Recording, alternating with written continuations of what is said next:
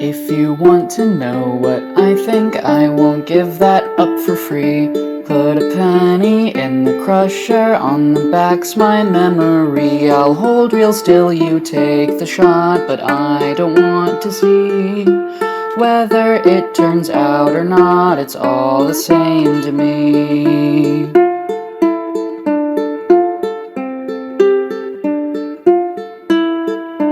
If you want to know how I feel, put me down and walk away. My hands are already bloodied here in bed. I think I'll stay. In dreams I face dread most, mundane when walking down the street. My pounding heart shocks me awake the moment our eyes meet.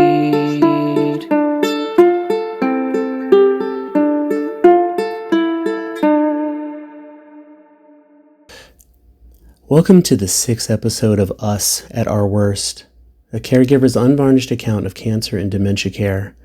Episode 6 is titled The Crossroads Inn and the Compazine Gollum. Alright, here's the upfront disclaimers. Each episode of Us at Our Worst will be available as a podcast for listening and on YouTube for viewing. Though I will be reading directly from the as of yet unpublished book, I'll also be adding in commentary to help give a fuller picture of events. Think of these sidebar conversations as like bonus episodes on a DVD if you're old enough to have ever used a DVD. I also need to add in some additional disclaimers.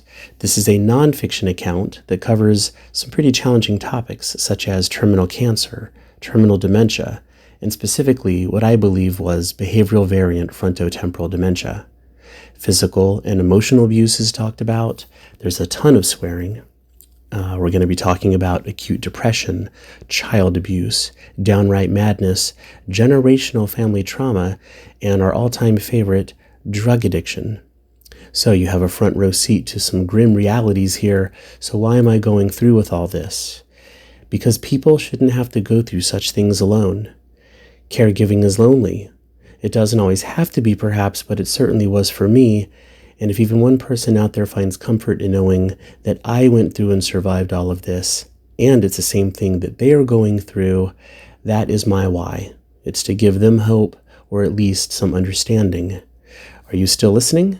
Okay, then here we go. Us at Our Worst, Episode 6, recorded on July 16th, 2025.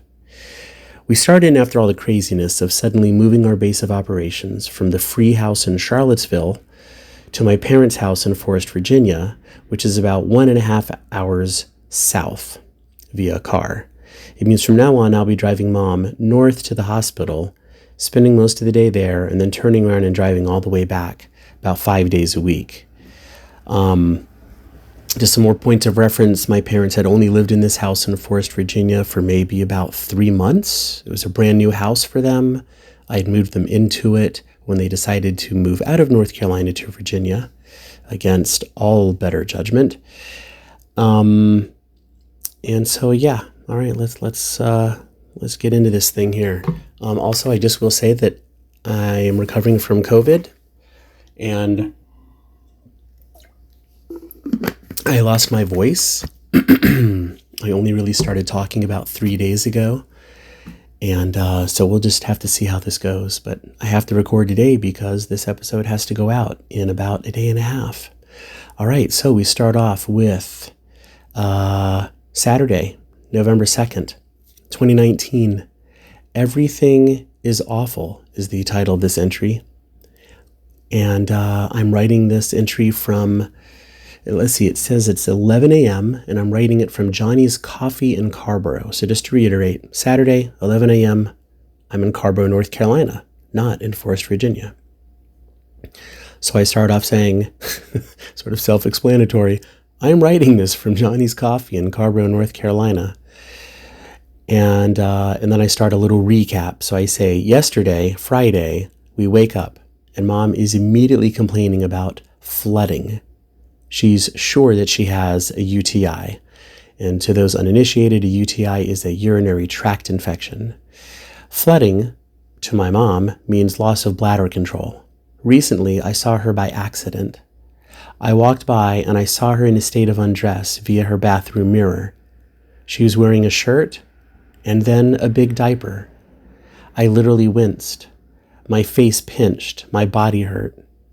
Seeing my mom having to wear a diaper was painful. So she talks about how when she sits down at all, everything is just coming out. And I just want to do a sidebar here and just say, yeah, this was the first time in my life I ever saw my mom in a diaper, and it just shocked the hell out of me. I'll just say that. Back to the story. Later in the day, we are at home. So again, this is recapping Friday. She's sitting in the chair in the den. I actually suspect that she has sneaked some painkillers. Here at the house, she has loads of them tucked everywhere, and I can't find them all. She looks stoned. She also hasn't been drinking enough water. She has had 1 cup of cream of rice and half a sandwich. It's 8 p.m. at night, and that's her total food for the entire day. But she's been peeing copiously. She refuses to take my advice about pooping. She's taking Imodium again. She isn't drinking water. She explains to me that she can't possibly eat another bite of food. Then she drinks soda. And then she eats half a chocolate eclair. And I just can't take it. I want to get the fuck out of there. So at 9:30 p.m., with Mom sitting in her misery, immobilized by darkness fairy tales, I take my leave and I get in the car and I drive the fuck away from the fucking most miserable person I currently know on the planet. I happily sung songs all the way to North Carolina, and I was so happy to get away from my mom. So, sidebar here, obviously, I jumped in my car. I'm sure I cleared it with my dad. I didn't just literally just leave, but I probably literally just walked up to Dad and was like, Dad, you got all this covered. I need to go. I'll also iterate here that leaving was a terrible idea. Like, now that I look back on this, I'm like, what was I thinking? I absolutely should not have left my mom and dad alone. But I think it points to how miserable I was that I would make such a choice. Anyway, here's an update from later on that same day. The timestamp is 9 p.m. and the location that I'm writing from is the Forest, Virginia house. I'm back in my room, quote unquote, having driven back from Carborough to Forest, Virginia. So, I got home to my mostly... Okay, this is a little bit confusing, but bear with me. So, I'm doing a recap of previous days on this one, too. So, even though I'm in Forest, Virginia, my first sentence, just try to bear with me. I say, I got home to my mostly empty apartment about midnight. That means after I left Mom's house yesterday, I drove home and I got back to Carborough in my apartment about midnight. I slept there and then I woke up at 10:30 a.m. today in North Carolina. My house in Carborough, it didn't feel anything like mine. The thrill was most definitely gone. All the good vibes were gone. The whole day I felt lost in my now newly old hometown. I didn't want to be in Virginia with my parents, and I learned that where I used to call home isn't feeling like home to me either. I'm still not ready to call it quits, but it's obvious to me I won't be living there. And by that I mean in North Carolina. When I got back here in Forest, Virginia, I dropped the seat back and I just laid there in the car in the driveway, refusing to go inside at first. I entered the house. They don't hear me. I finally closed the large front door, alerting them to my arrival. I go into care manager mode. Laptop open.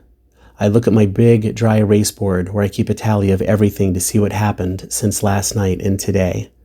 I need to input the meds, water, food intakes into my Google Sheets. I had left Dad in charge of it all. Dad tells me that he couldn't figure it out.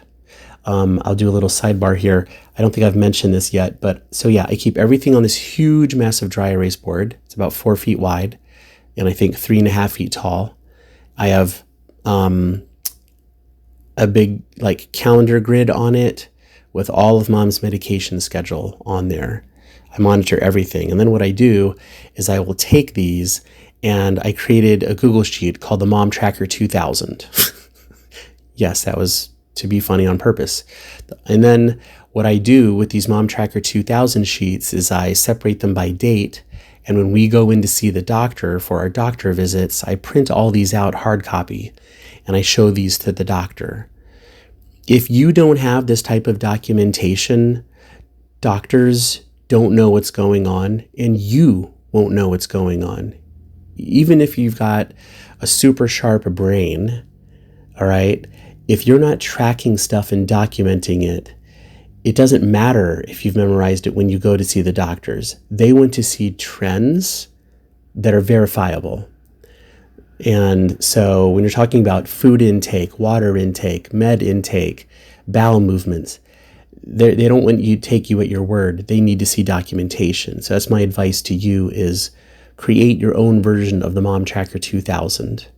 That stuff really counts, in my opinion. Okay, back to this.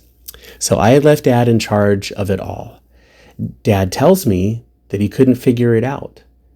So he put sticky notes on the board instead. And then Mom wrote on top of these notes. Comical. Dad also wrote in other places on top of other notes. Even funnier. These things are randomly stuck all over the 4-foot wide board. It makes no sense. They both give me conflicting answers. I ask, did she take Zofran? No. And then I ask Mom, did you take Zofran? Yes. Oh, really? Wait, who gave it to her? Neither of them can even tell me who gave her what pills or how many. I wondered how they would fare with me gone. I was only gone for 22 hours. In terms of tracking meds, they can't do it. Did Mom administer her own meds? Yes. I think. Did we all agree that this wouldn't happen in my absence? Yes, I'm positive of that. She also took the maximum allowable dose of Imodium because of her imaginary, and here's air quotes, worst ever diarrhea. LOL, that would make a hell of a book title though, wouldn't it? I'd read that book. Worst ever diarrhea. Next entry. Breakthrough nausea. Sunday the 3rd, November 2019, 12:55. I assume this is 12:55 p.m. I'm writing in my room. We were going up to a lovely country cottage that Dad has booked for the next 2 nights. I set this in motion because it would allow us to not have to come back and forth on the longer Monday, which is the chemo rad day. And we got lodgings that are close to the hospital. We can check in at 4 p.m. today. And just as a reminder to the audience there, we're going to be driving up on Sunday, so we don't have to drive up on Monday, do chemo rad, because that's just going to be exhausting. And it's our first time doing chemo rad now that we live in Forest, Virginia, so that just changes everything. So I talked to Mom about how beautiful it would be up there in the Virginia countryside. We can sit on the porch in rocker chairs, in a gorgeous room, and Mom is solidly like, whatever. I'm going to go lay down now, she says. Okay, we've got 2 whole hours before we have to leave for the hotel. Yeah, I hear you saying that, Charlie, but what, Mom? She says, this is hard. Harder than you can imagine. I know it's hard, Mom, but I mean, you have chemo tomorrow. So we do have to go north to UVA today, no matter how you feel. I know you feel bad, but we still got to do it. Yeah, Charlie, but you don't know what this is like, okay? So just don't. And she gets up and starts walking away from Dad and I. But then, apparently, the cameras somewhere in the room started rolling just as she turned to face us. And she proclaims, I just want the both of you to know that you have no idea what this is like. It's harder than you can possibly imagine. She turns dramatically. She winks at the director and camera crew and walks even slower while starting to cry and taking very deep, dramatic breaths so we can hear them. 5 minutes later, Dad goes in and talks to her. I hear him say, no one is trying to be cruel to you. And she's saying, you don't know what this is like. And she's hyperventilating. Dad is trying to talk her down. What's wrong? How do you feel now? She says, 2 days ago, I didn't feel like this. This is worse than I could imagine. And she is now in the full thrall of it. It's hurricane force panic.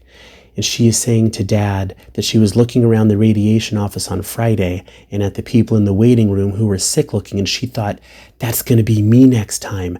And it is. And she's crying now, but wait for it. Just wait for 30 seconds, because now she's asking about sweaters, and she's planning her wardrobe for the trip. And she's asking Dad to get it all together for her. Then Dad walks in with sweaters. And she stops panting. Yeah, man, she was panting.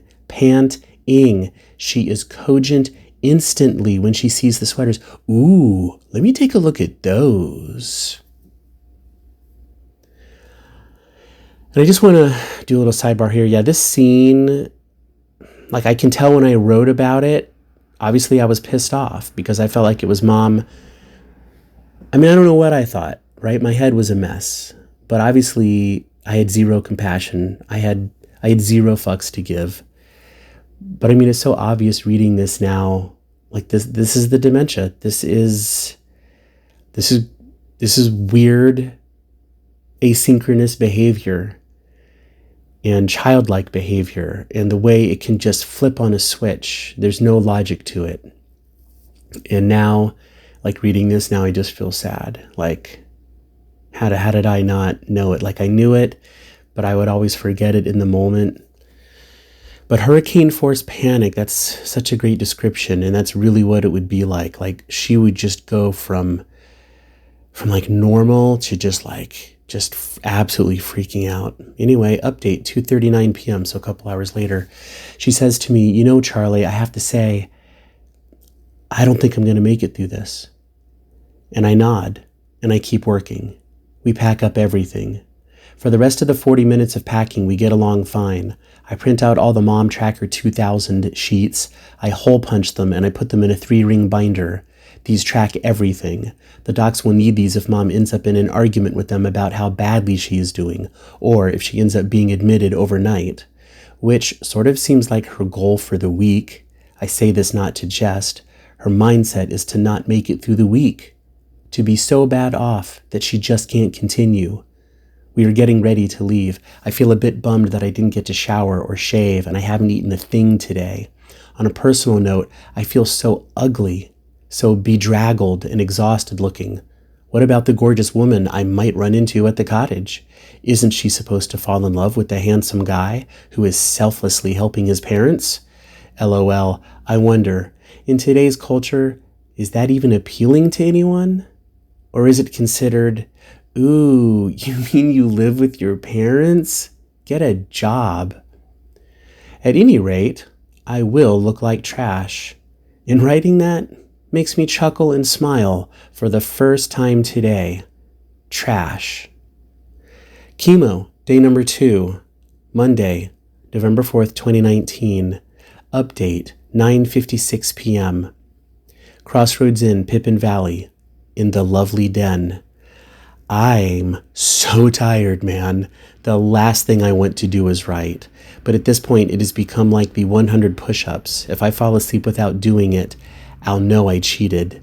The wood under my chair is from the early 1800s. The mantle, windows, nearly all of the woodworking and plastered walls are all from before 1820. I find myself in this most magnificent setting.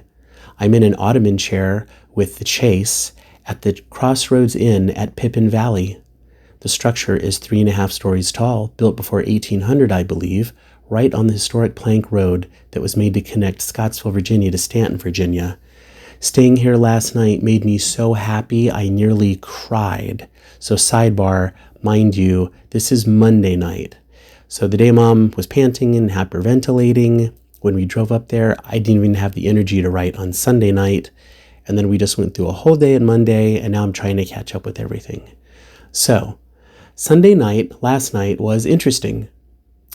My parents were ensconced in their room, and I lounged about in this room, where Thomas Jefferson, both Roosevelts, and fellows like James Madison used to gather and chat. I sat in historically induced satisfaction. I ran my hand over the tiger's eye patterns in the wood, from the old kind of saws used back then. I ran my hands over the uneven plastered walls kept in the same earthy toned colors of the original Everything in this building creaks with delight once waited. This, in essence, is a place made for me.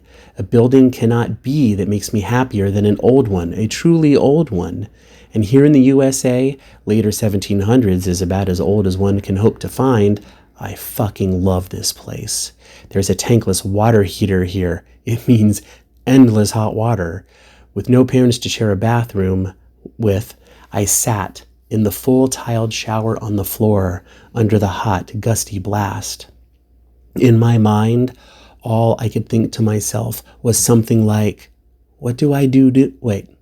Oh, I wrote that twice. What do I do now? Wait, no, what do I do? Oh, that is correct. What do I do now? It just read funny. Okay, so in my mind, all I could think to myself was something like, what do I do now? Over and over again. Even saying it out loud to the wet showered tile. What do I do about all this? What do I do now? I think I stayed in there for 30 minutes or more with only steam for an answer. I fully laid all the way down on the floor of the shower and I nearly fell asleep there. And I just want to kind of sit in this moment for a bit, but I just remembered, I think I even turned the light off, so I was in total darkness. Yeah, and I was just sitting there with my face right up against the tile wall, thinking, what do I do now? And I mean, that question doesn't even make sense. There is no answer to that, but all I know is I was in a certain state of mind where that's all I did. I just sat there and asked myself that question. Whew. All right. The next day, Tuesday the 5th, November 2019, and we've heard this phrase before, but apparently Mom must say it again in the next chapter. It's really the best hot chocolate that there is. 1:39 p.m., radiation waiting room. We're here in radiation. I walk in brusquely because I have Mom's new change into bag, meaning new processes are needed and thus more stress for all. It's filled with adult diapers and a pair of Crocs sandals for Mom. I was worried I'd be late. I had arrived separately in my own car later than them because they are staying in a different hotel for me now. By the way, that's a sidebar that I typed in there. So here's the plan for today, as copied directly from my Google Drive file on a document called Mom To-Do List that I hammered out while prepping for the day. Here's the new radiation procedure. Get wheelchair for Mom from upstairs. Take Mom to room to change into Crocs and gown. Wheelchair and Mom now go into radiation room. Place absorbent towels onto wheelchair seat for after she has been on the table. Wheel Mom back to changing room. Put Crocs and stuff into gym bag.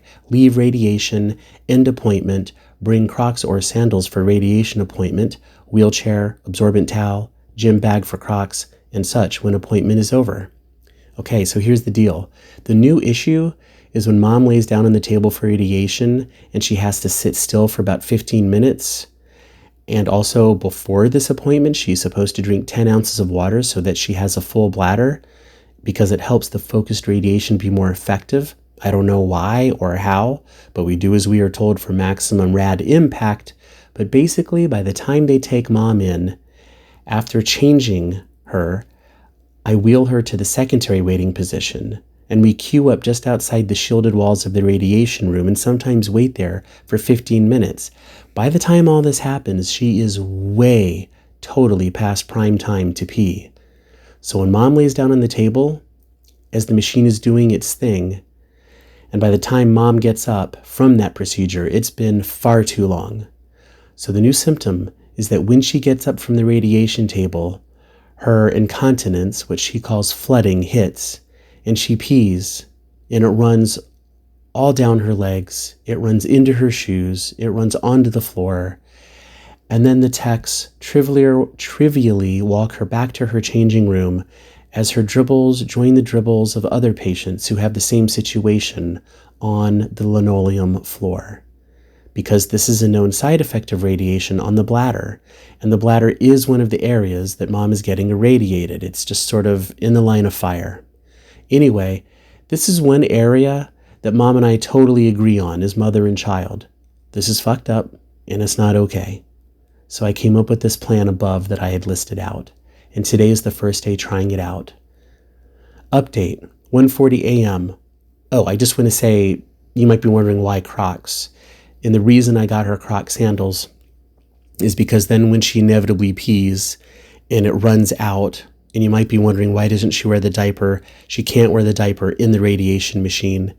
So when she gets out and she stands up and it floods and runs down her legs, I just figured Crocs were the best way to go about it. Like, I didn't want her standing on the floor where someone else had possibly just peed.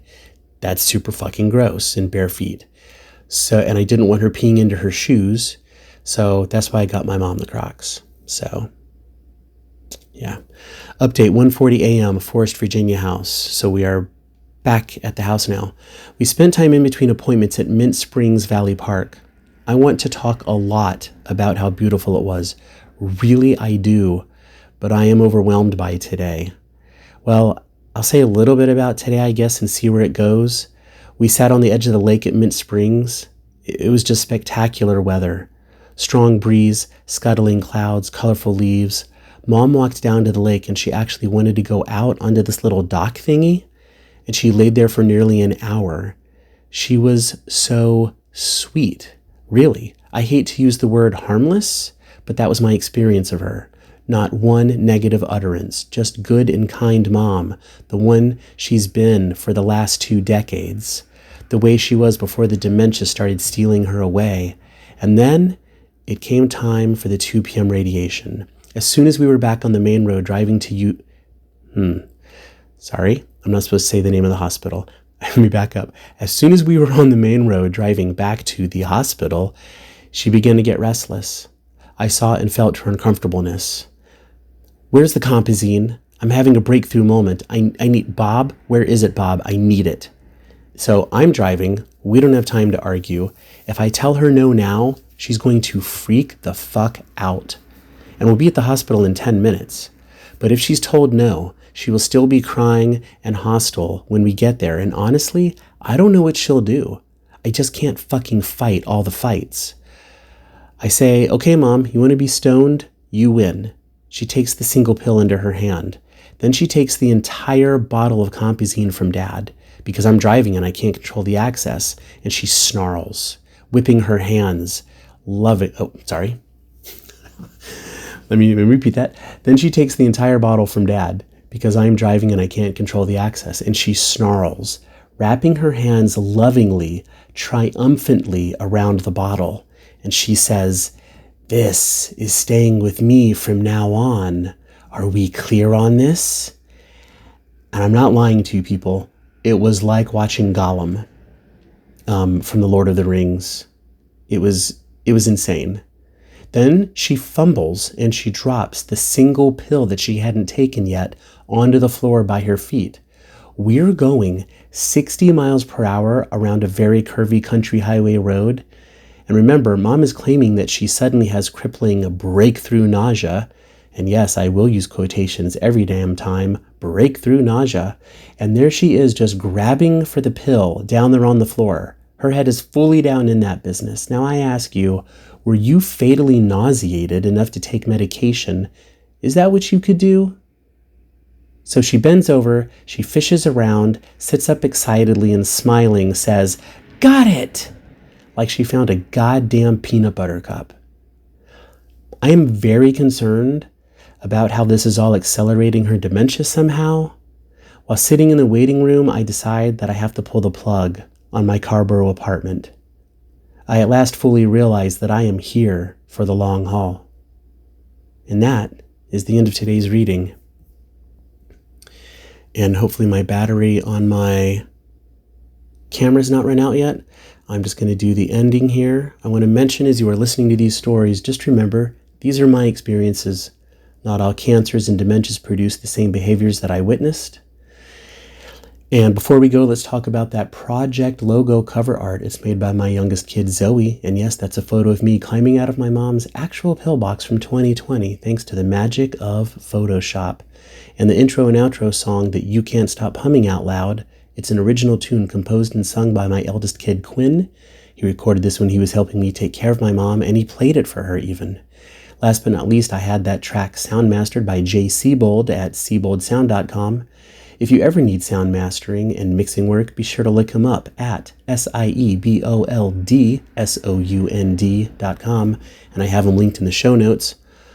On YouTube, I've posted a standalone video of just that song in case you want to play it on repeat like I do sometimes. And don't forget, links to both the podcast and the YouTube versions will always be in the show notes descriptions of either or. See you next time. If you want to know what I think, I won't give that up for free.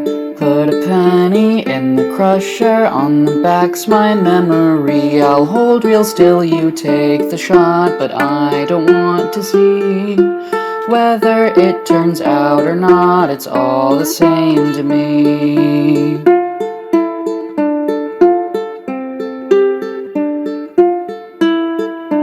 If you want to know how I feel, put me down and walk away. My hands are already bloodied here in bed. I think I'll stay. In dreams I face dread most mundane when walking down the street. My pounding heart shocks me awake the moment our eyes meet.